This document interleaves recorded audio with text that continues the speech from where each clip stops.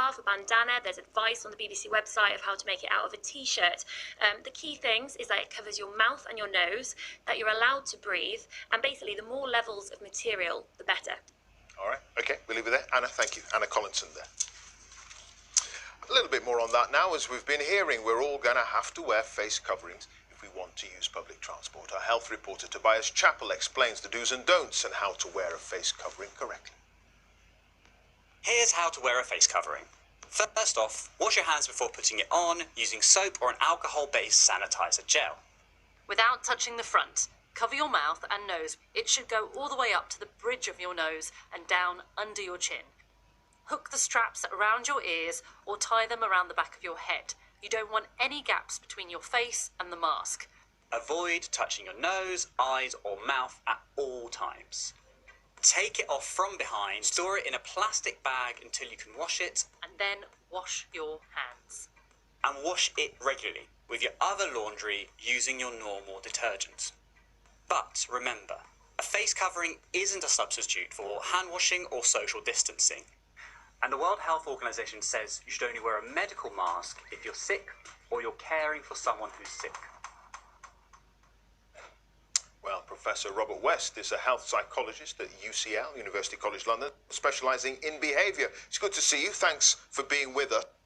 Grant Shapps says he's pretty confident that the public are just going to follow this mandatory rule that you should wear face coverings on public transport, that the transport police are probably not going to have to be called out to deal with people. What do you think? Yeah, I think he's probably right. I think what we've seen in the pandemic so far is an exceptionally high level of adherence to the various social distancing and other guidelines, even to really the detriment of people's well-being in the short term, because everyone has recognised how important it is. However, I think that it is really important to understand that with face masks, that the evidence isn't there, that this is not something that is backed by scientific evidence. It's based on opinion, which is fine because, we just simply don't have the evidence, so you've got to go on the basis of plausibility. However, there is an issue, actually it's a very important issue, public health issue here, which is normally when you introduce a mandatory measure like this, you have to go through a process of, first of all, consultation, and then you have to do an impact assessment. And it's in that impact assessment that you assess the unintended consequences. And we've already heard about the possible unintended consequences here, because it is even possible, depending on what happens, that this could increase the rate of infection if the public don't adhere to the kind of ways of using masks that you've just talked about in your piece just before this interview. Yeah, we know that the French made it mandatory to wear face coverings quite a few weeks ago. And we have always here in the UK made it clear that if you do potentially have to wear a face covering, then you might not wash your hands and you might not follow all those other measures that are needed to stop this pandemic getting any worse. Why do you think the government has flipped on that?